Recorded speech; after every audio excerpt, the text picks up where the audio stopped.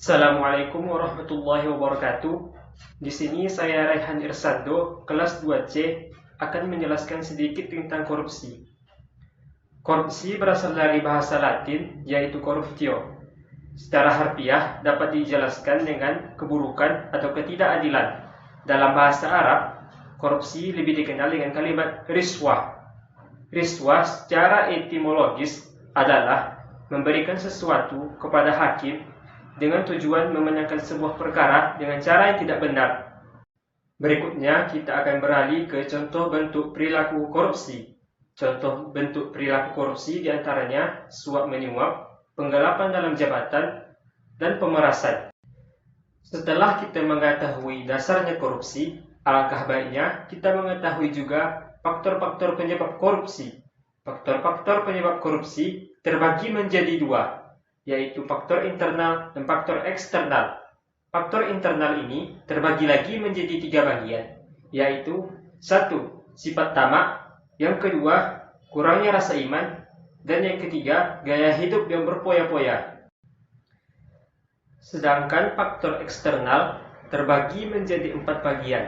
Di antaranya yang pertama, faktor sosial dan budaya.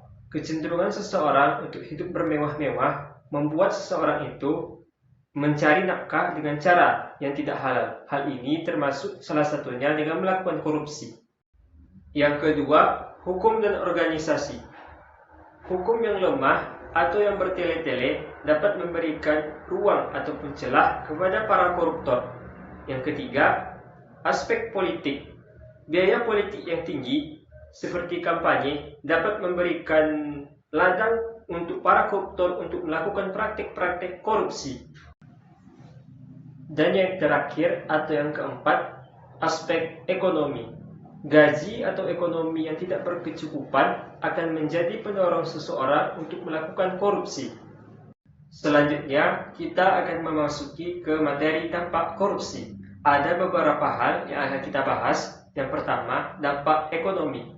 Negara yang memiliki tingkat korupsi yang tinggi akan membuat investor-investor luar enggan berkontribusi atau berinvestasi di negara yang tingkat korupsinya tinggi. Yang kedua, aspek sosial. Contohnya menurunnya kualitas pelayanan publik, seperti menurunnya kualitas pelayanan di rumah sakit ataupun puskesmas. Dan yang ketiga, dampak politik. Hal ini dapat kita rasakan dengan penurunan demokrasi. Dan materi yang terakhir adalah pencegahan upaya korupsi. Ada banyak cara mencegah korupsi, di antaranya melakukan pendidikan anti korupsi, pengawasan internal yang kuat terhadap lembaga-lembaga yang berdiri, dan penegasan hukum yang keras bagi para pelaku korupsi. Sekian dari saya. Assalamualaikum warahmatullahi wabarakatuh.